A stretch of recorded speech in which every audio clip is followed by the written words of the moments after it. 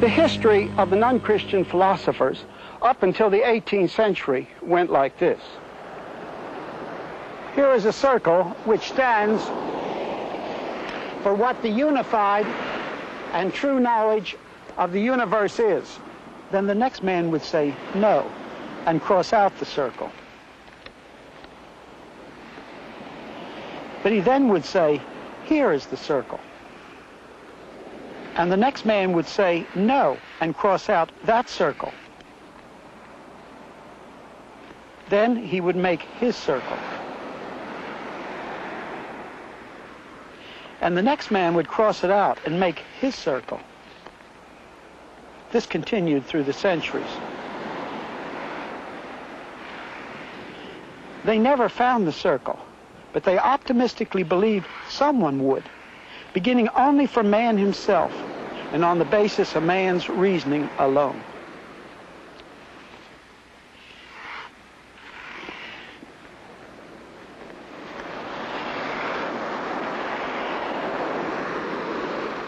Then the endless row of circles through the centuries and the crossing out was broken. And a drastic shift came because the humanistic ideal had failed. Humanistic man gave up his optimism for pessimism. He gave up the hope of a unified answer. And this makes modern man who he is. Jean-Jacques Rousseau, philosopher from Geneva. He lived in the 18th century. He thought primitive man, the noble savage, to be superior to civilized man.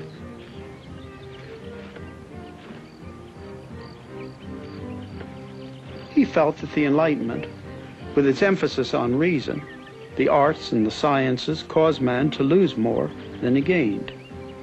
Rousseau saw the constraints of civilization as evils.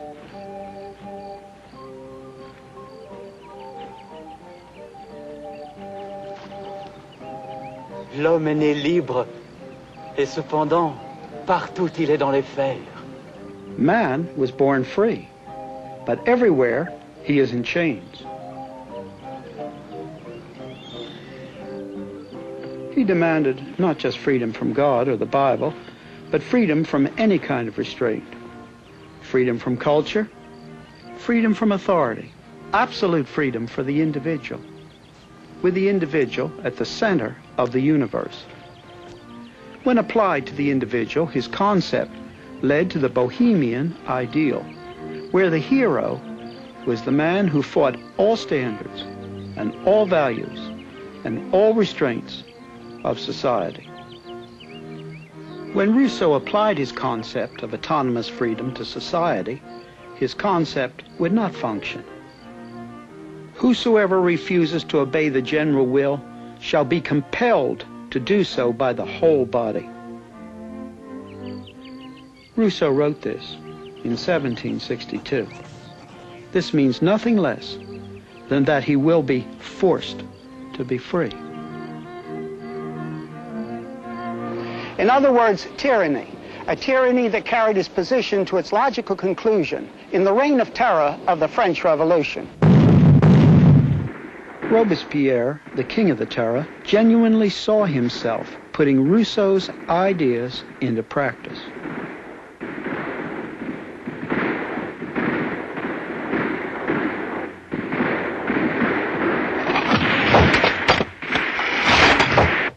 Paul Gauguin was a follower of Jean-Jacques Rousseau. In his hunt for total freedom, he deserted his family. He went to Tahiti, hoping to find there the noble savage. And there he found the ideal of the noble savage to be an illusion. As he worked on this painting, he also wrote about it. He called it a philosophical work comparable to the gospel. But what a gospel. Gauguin himself said, "Close to the death of an old woman, a strange, stupid bird concludes. Whence? What? Whither? O sorrow, thou art my master. Fate, how cruel thou art. and always vanquished. I revolt. What he found in Tahiti was death and cruelty.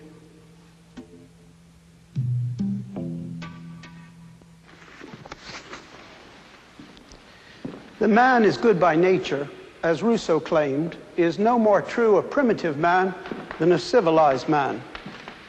When Gauguin finished this painting, he tried to commit suicide, but he did not succeed. There was one man who well understood the logical conclusion of the deification of nature, the Marquis de Sade. If nature is all, then what is right, and nothing more can be said. As nature has made us, the men, the strongest we can do with her, the woman, whatever we please. The inevitable result was his cruelty to women. Thus, there was no basis for either morals or law.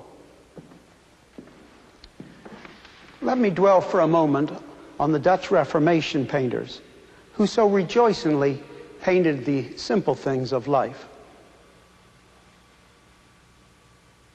They knew that nature was created by a personal and a good God.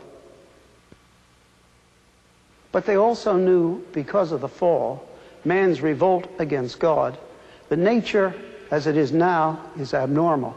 That is a very different thing than taking nature as it is now and making it the measure of goodness. Because when this is done, there is no difference between cruelty and non-cruelty. Even at the time of Rousseau and his followers, the two concepts of total freedom and of everything, including man, being part of one big machine, could no longer be kept together. Rousseau's position of man's total freedom collides with the position that on the basis of man's reason alone, everything, including man, is part of one big machine. The two positions just couldn't be kept united. Later, the German philosophers Immanuel Kant and Georg Wilhelm Hegel and the Danish Søren Kierkegaard wrestled with the problem of a unity of reason on one hand, and on the other hand, meaning and values. But they did not solve the problem. Humanistic man, beginning only from himself, has concluded that he is only a machine.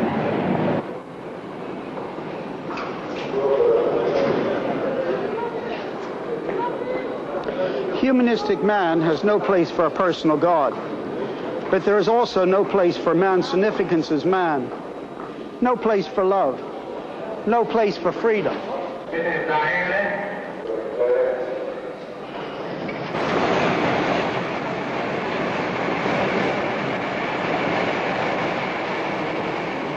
Man is only a machine, but the men who hold this position could not and cannot live like machines. If they could, modern man would not have his tensions, either in his intellectual position or in his life. But he can't.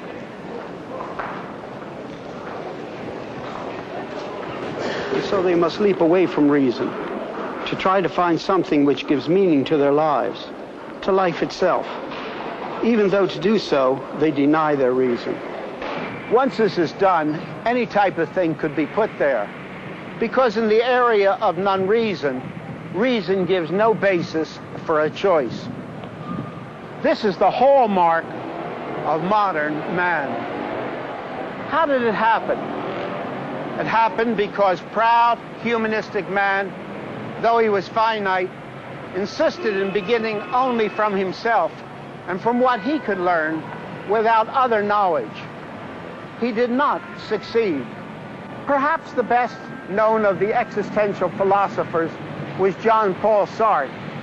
He used to spend much time here in Paris at the Durmago.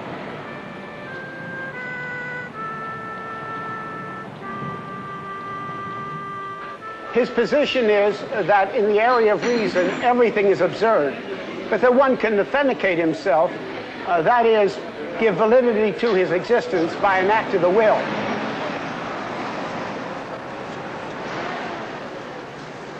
With Sartre's position, one can equally help an old woman across the street.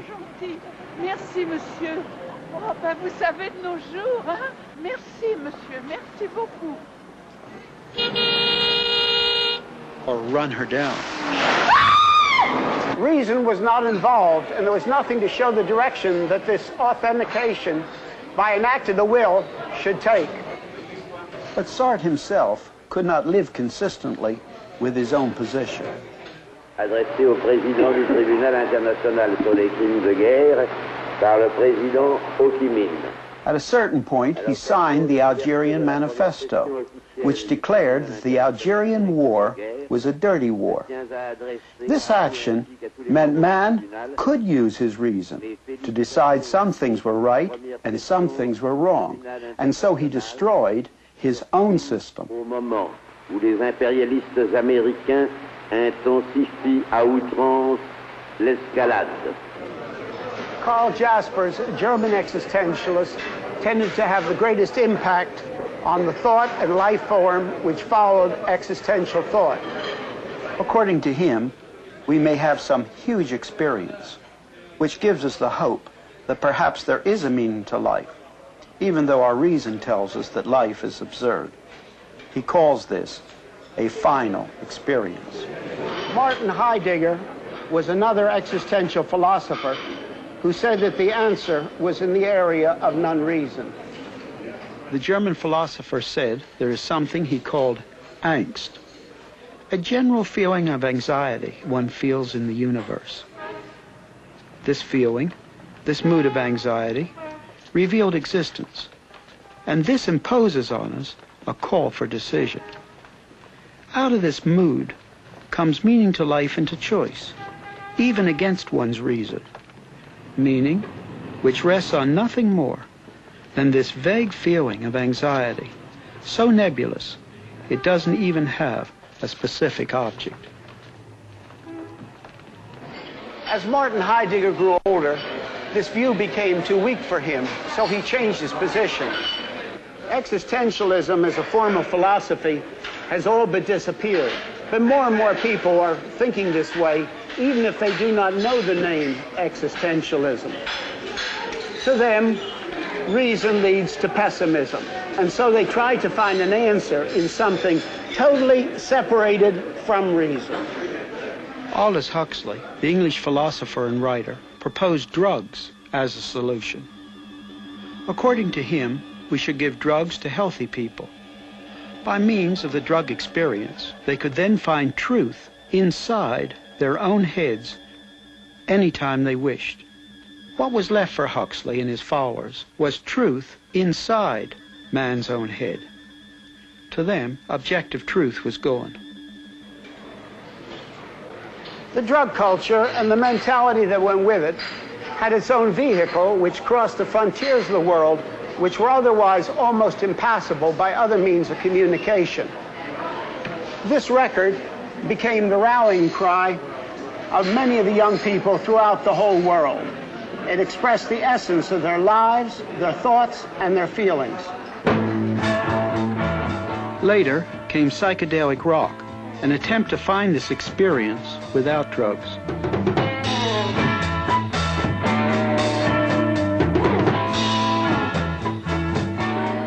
The younger people and the older ones tried drug taking, but then turned to the Eastern religions. Both drugs and the Eastern religions seek truth inside one's own head, in negation of reason. The central reason for the popularity of Eastern religions in the West is a hope for non-rational meaning to life and values. The reason young people turn to the Eastern religions and so on is simply the fact, as we have said, and that is that man having moved into the area of non-reason, you can put anything up there. And the heart of the Eastern religion is a denial of reason, just exactly as the idealistic drug-taking was. And so the turning to the Eastern religions today fits exactly into the modern existential methodology, the existential thinking of modern man, of trying to find some optimistic hope in the area of non-reason when he's given up hope on a humanistic basis of finding any kind of unifying answer to life, any meaning to life in the answer of reason. Though demons do not fit into modern man's conclusions on the basis of his reason, many modern people feel that even demons are better than everything in the universe, being only one big machine.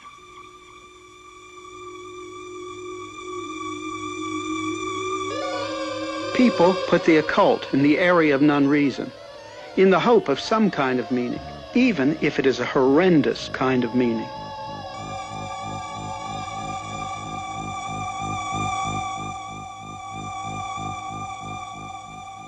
One must feel as a Christian a real sorrow for these people. But as far as the blame is concerned, we must understand these people who have turned to this are not to blame. They must bear their own kind of blame of individual choices, but basically they're not to blame. The church is to blame, because the church with its liberal theology has left a vacuum.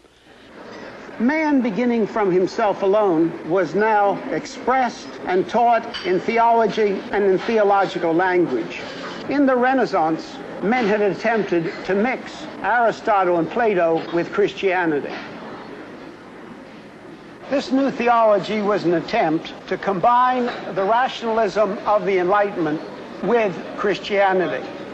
It is often called religious liberalism. It was embarrassed by the supernatural and often denied it entirely. For example, the resurrection of Christ from the dead. But it tried to hold on to a historical Jesus by sifting out from the New Testament all those supernatural elements which the New Testament taught about Jesus. This attempt came to a climax with Albert Schweitzer's famous book, Quest of the Historical Jesus. It failed. It failed to rid the New Testament account of the supernatural and still keep an historic Christ. The historic Jesus could not be separated from the supernatural events connected with him in the New Testament. History and the supernatural are too interwoven in the New Testament. If one kept any of the historical Jesus, one had to keep some of the supernatural. If one got rid of all the supernatural, one had no historical Jesus.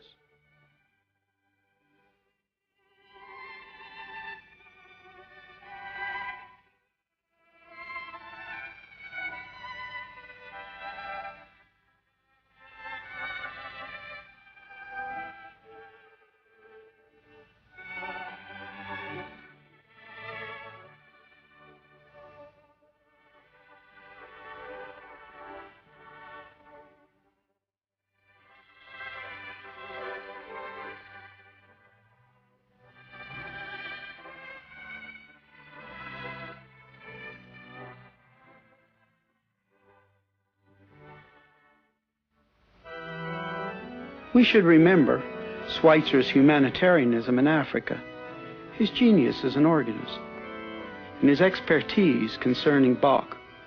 But unhappily, we must remember his place in the theological stream as well. After the failure of the older theological liberalism, Karl Barth stepped into the vacuum. He held the higher critical views concerning the Bible. That is, that the Bible has many mistakes. But he taught that a religious word could break through from it. This was the theological form of existentialism after existentialism had been accepted in its secular form. Thus, one more thing was added to the area of non-reason, along with all the other things that had been put there.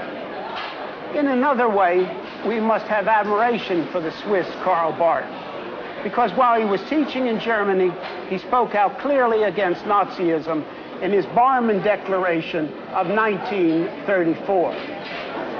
The teaching of Barth led to those theologians who said that the Bible isn't true in the areas of science and history, but they nevertheless looked for a religious experience from it.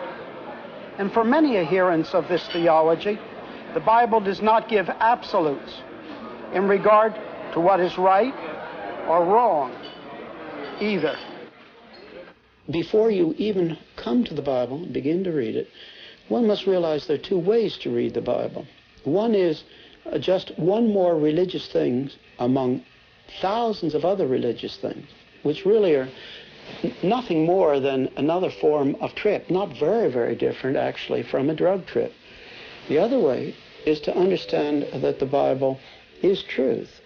And as such, what we're listening to is something that is completely contrary to what we hear about us on every side, namely merely statistical averages, relativistic things. Now, having said this, then I'd have to guard myself for the simple reason that it doesn't mean a person has to believe all this before he can begin to read the Bible and find truth in the Bible. I would just say in passing, I was not raised in a Christian family, and I was reading much philosophy when I was a young man, and I didn't read the Bible because I believed it was true. I read it just simply out of an intellectual honesty. But I did do one thing. I read it exactly the way it was written. Beginning with Genesis 1:1 and going right on, I read it the same way I would read another book, expecting that what was being given was a straightforward statement of what was meant, and that it wasn't to be read in a different level than I would read in the area of another kind of book. And as I read it, it answered the questions which already by that time I realized that humanistic philosophy couldn't answer. And over a 6-month period, I came to conclude that it was truth. But nevertheless, we must keep in the back of our mind, how are we reading the Bible? Just as another religious trip? Or am I really wrestling with the question of what is given in all the areas of which it speaks? Is this truth and compared to merely relativism? The new liberal theologian has no answer for the existence of evil, and thus they're left with the same problem as the Hindu philosophers. Everything that is a part of God. This is Kali, the Eastern Hindu feminine representation of God. Why the fangs and the skulls? In Eastern religious thought, cruelty is ultimately the same as non-cruelty, because everything that now is part of that which has always been, a part of what they call God. Modern humanistic man has come to the same awful place, a place in which it is not possible to know what is right and what is wrong, nor why we should choose non-cruelty rather than cruelty. Professor Paul Tillich of Harvard was one of the outstanding neo-orthodox liberal theologians. A student who was present told me that when Professor Tillich was lecturing in Santa Barbara just before his death, someone said to him, "Sir, do you pray?" And he said, "No, but I meditate." He was left only with the word God, with no certainty that there was anything more than just a word. The God is dead theologians, which followed Tillich, concluded logically that if they are only left with the word God, they might as well cross out the word. But for these theologians, even if they do not say God is dead, for them certain things are dead. All content about God is dead, and all assurance of knowledge about a personal God is dead. Because for them, God has not given to people truth about himself in the Bible and in the revelation in Christ. That is, truth about himself which may be expressed in propositions in normal language. All they're left with is religious words without content, but with that emotion that certain religious words still brings with them, and that is all. And here is what comes next. These highly motivational religious words out of our religious past, but separated from the content which the Bible originally gave them, are now used for manipulation. Manipulation in such areas as a change in sexual ethic, but also legal and political manipulation.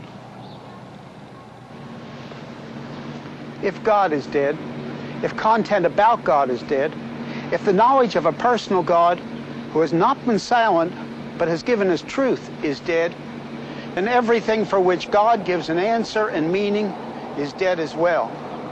And yet, people, no matter who they say they are, cry out for meaning and values.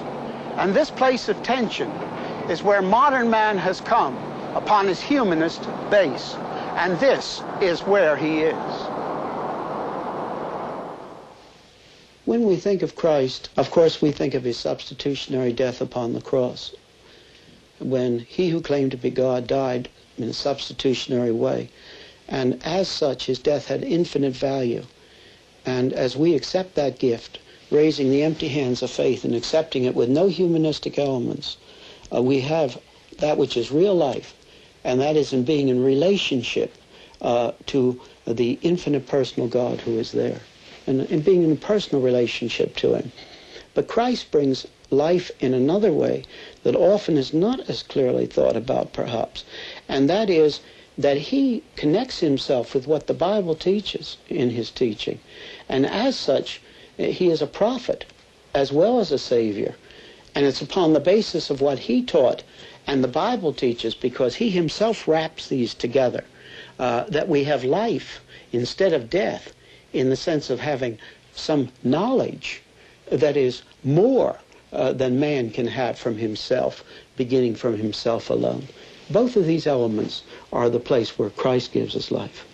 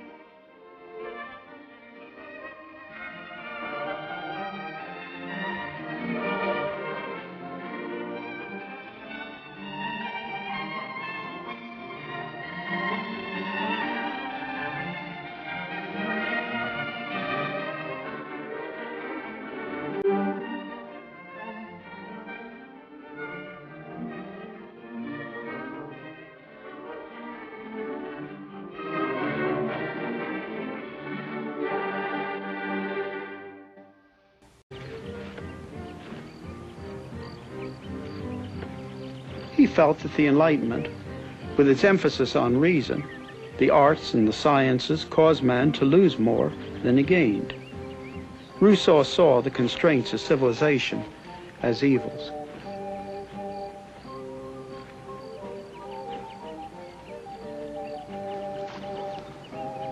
L'homme est né libre, et cependant, partout il est dans les fers.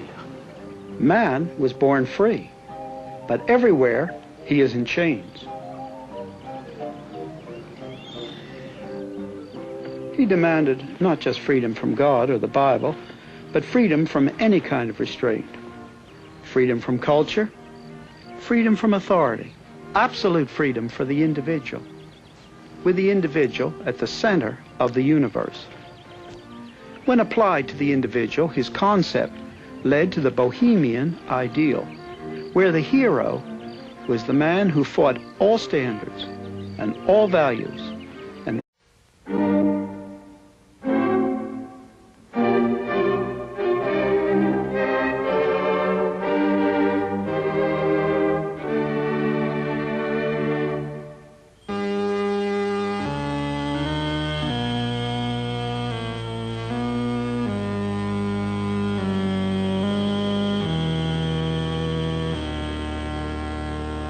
the history of the non-Christian philosophers up until the 18th century went like this. Here is a circle which stands for what the unified and true knowledge of the universe is. Then the next man would say no and cross out the circle. But he then would say, here is the circle. And the next man would say no and cross out that circle. Then he would make his circle. And the next man would cross it out and make his circle. This continued through the centuries. They never found the circle, but they optimistically believed someone would, beginning only from man himself and on the basis of man's reasoning alone.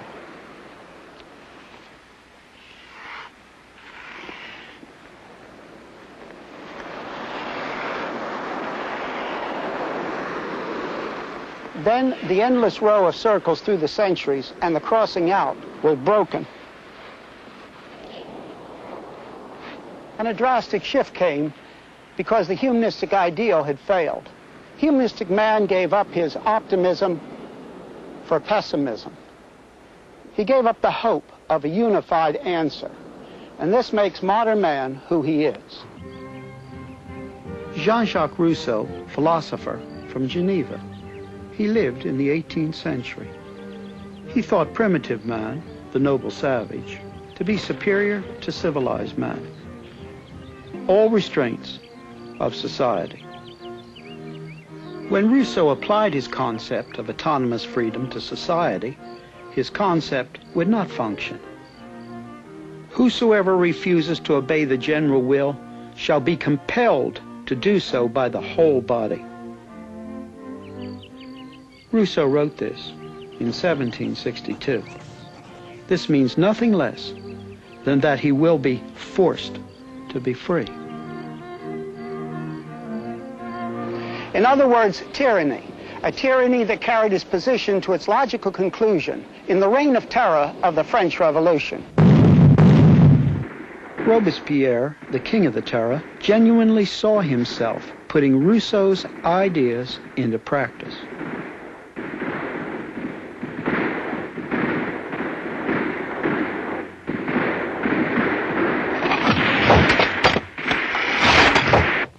Paul Gauguin was a follower of Jean-Jacques Rousseau. In his hunt for total freedom, he deserted his family. He went to Tahiti, hoping to find there the noble savage.